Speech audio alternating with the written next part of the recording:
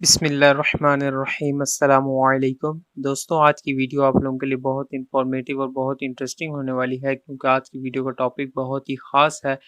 आज की वीडियो में हम बात करेंगे जमा का फ़ितरी तरीका क्या है। तो उससे पहले अगर आपने हमारे इस चैनल को सब्सक्राइब नहीं किया तो काइंडली सब्सक्राइब करके बेल नोटिफिकेशन में ऑल का ऑप्शन ज़रूर सेलेक्ट कर लीजिए। जिमा का फ़ितरी तरीका क्या है दोस्तों? जिमा का फ़ितरी तरीका तो यही है कि औरत नीचे हो और मर्द ऊपर रहे।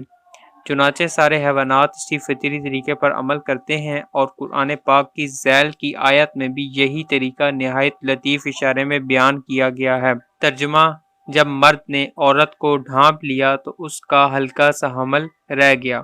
इसकी सूरत यही हो सकती है, औरत चित लेटे और मर्द उसके ऊपर पट उल्टा लेटे, तो इस तरह मर्द के जिस्म से औरत का जिस्म ढक जाएगा। इसी तरीके में ज़्यादा राहत तो आसानी है, औरत को भी ज़्यादा मुशक्क़त नहीं उठाना पड़ती। नीज़ इस्तक़रारे हमल के लिए भी ये तरीका मुफीद है। शेखुर रईस हकीम बू अली सीना ने भी अपनी कुलियात कानून में तिब में इसी तरीके को पसंदीदा बताया है। शेखुर रईस के नज़दीक जिमा की तमाम शक्लों में बुरी शक्ल ये है कि औरत मर्द के ऊपर हो और मर्द नीचे चित लेटा हो, क्योंकि इस सूरत में मनी मर्द के उज़्व में बाकी रहकर मुतआफ़न होकर अजियत का बाइस होती है।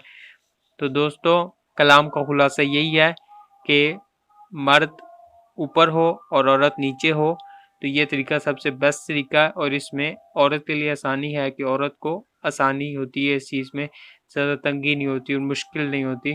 तो इस तरीके से अगर हम बिस्तरी की जाए तो ज़्यादा बेस्ट रहेगा।